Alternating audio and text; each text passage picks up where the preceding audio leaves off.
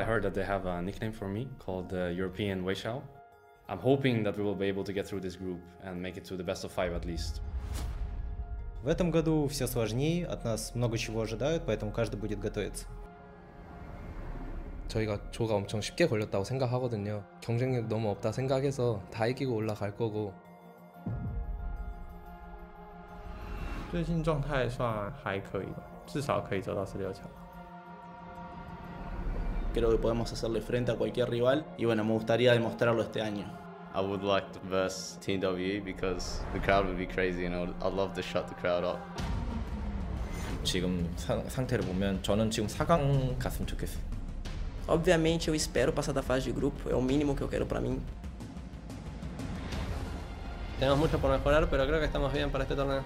Si viajamos tanto, venimos a ganar y vamos a tratar de dar lo mejor. どっちがどのぐらい強いか、それを見せるためになんか上のグループステージまで頑張ります。 Riêng bản thân em á, thì em rất háo hức khi mong ngày đến ngày thi đấu. 我觉得只要打好队伍的特点，完全可以赢下任何一支队伍。欢迎来到武汉，希望大家尽情的享受比赛。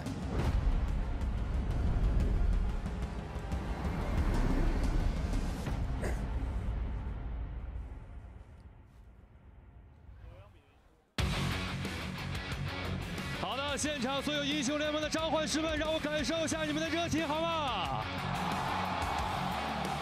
好的，非常棒！这里是中国武汉，欢迎来到2017全球总决赛入围赛。 Hello, everyone, and welcome to Worlds 2017. This is Daniel Dracos, joined by Mark Zimmerman and Aiden Zyrene Moon. You're getting a view of the Wuhan Sports Center Gymnasium, where Chinese broadcast host Ren Dong is introducing the players participating in the play-in stage.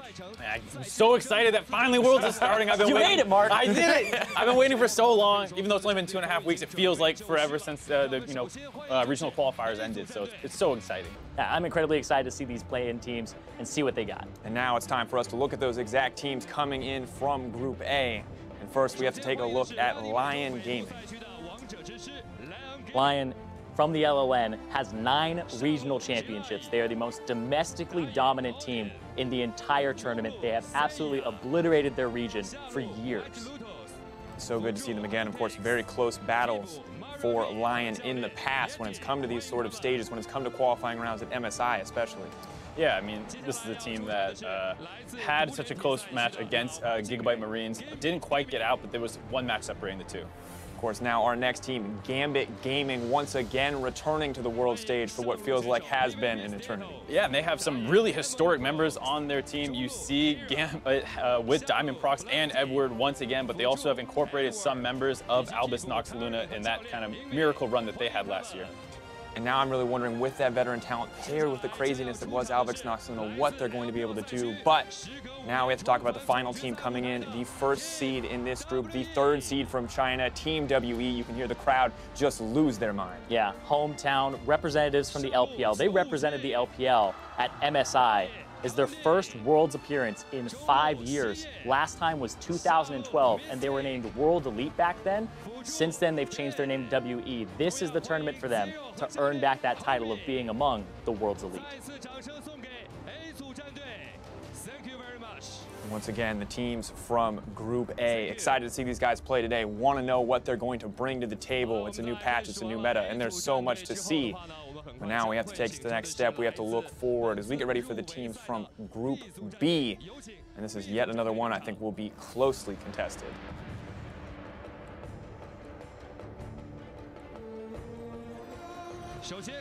First up is, of course, the Direwolves coming in from Oceania, the OPL, and these guys, I think, a surprise appearance once again on the international stage. Yeah, I mean, they're a very old org in the Oceanic region, but they retooled really heavily in 2016, rebuilt their roster, and now for 2 splits in a row, they have won their region, and they represent them at MSI, and once again, here at the World Championship. And of course, as we move forward, as we look to the next team, eyes on them, but old rivals of Oceania and the OPL, none other than the KazaLoLL and Team 1 Esports. If you want to talk about surprise appearances on the stage, Team 1 are definitely a solid case. Absolutely incredible that they've made it here. A big surprise for Brazilian fans. They joined the league in summer. This is their first split as a team, and after that one split, they were able to take down Brazil's MSI representatives of the Red Canids and the infamous Pain Gaming to get here. Very surprising, I think, very impressive that they have made it this far. But of course, the final team to round out this group, I think a stranger to none for any of the English-speaking viewers, Cloud9, coming in as the first seed in this group, the third seed from NA. Yeah, since Cloud9's inception, they have never missed a Worlds appearance. This is their 5th consecutive Worlds. And the only consistent member among all 5 of those appearances is Sneaky. It's really great to see this guy on the world stage once again. Had a little bit of a rough slip, but he bounced back right at the very end. And once again, the teams of Group B. One last wave to the fans before they take their steps off. They will be playing today alongside the teams of Group A. Really wonder what they're going to show us as well. See what we have in store here at the play-in stage. Move on, of course, excited as ever as we turn our attention now to Group C.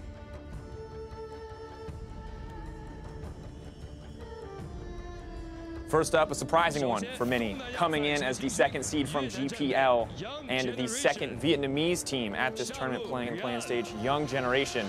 Such an amazing story for this region. Yeah, I mean, this is the first ever 2nd representative from an emerging region, and that's all off the back of the work that the Gigabyte Marines had done at the Mid-Season Invitation.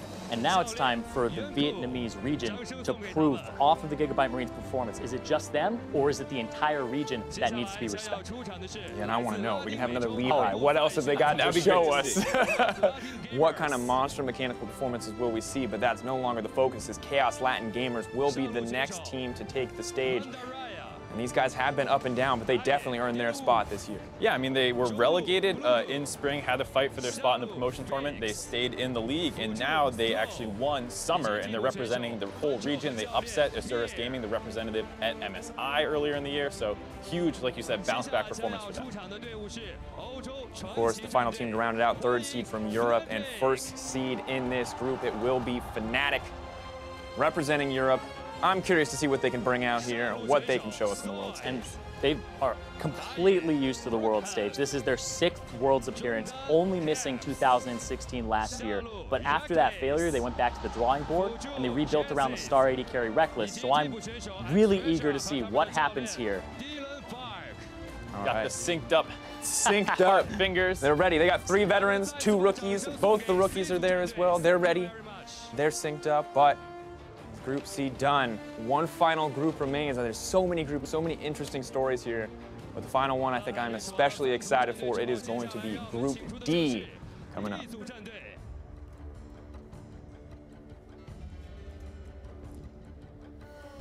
First team on this list, hotly contested as always from the LGL, but Rampage has made the cut this year, taking down Detonation Focus Me to earn their spot.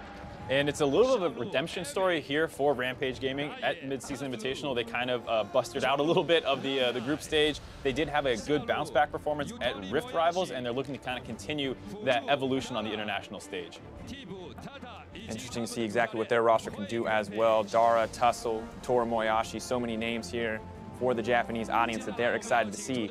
But as we look forward to our next team, this is one I think analysts have been praising, a team that people are very excited about from emerging regions, none other than the representatives from the TCL 1907 Fenerbahce. Representing Turkey, they actually joined the league at the beginning of the year, so after 1 year as a team, they were able to take down some Turkish super teams, Supermassive, and get themselves here. And we're looking at this team as somebody that also imported some players, some 2 Koreans on the roster, maybe some familiar faces here as well. Frozen and Move, of course, stepping up onto that lineup, backed up by the veteran Cauldron. But one final team remains for the World's play-in stage, and that is none other than the 3rd seed from the LMS, Hong Kong Attitude. And this is one I want to see what these guys can do, because they surprised me when they made it here, but they definitely earned it. You're looking at this team, first thing you see is that logo. Instant win there in my book. It's instant crowd favorite. Yeah, but of course, the 3rd seed from the LMS, they actually surprised so many people because they had a late season surge. They placed 6th in the regular season, missed playoffs, but then they crushed in the regional qualifiers to get here. Yeah, some people are so hyped up on this team, they're actually saying they're probably the 2nd best representative from the LMS, so this is definitely going to be a team to keep your eye on. Yeah, putting them above AHQ, bold statements all around, but that is going to round it out. That is Group D. crowd ready now for some games. Remember, we won't be seeing C or D until day 3 and 4. It's just groups A and B that we'll be seeing in the first 2 days. For some final words from our host, Ren Dong.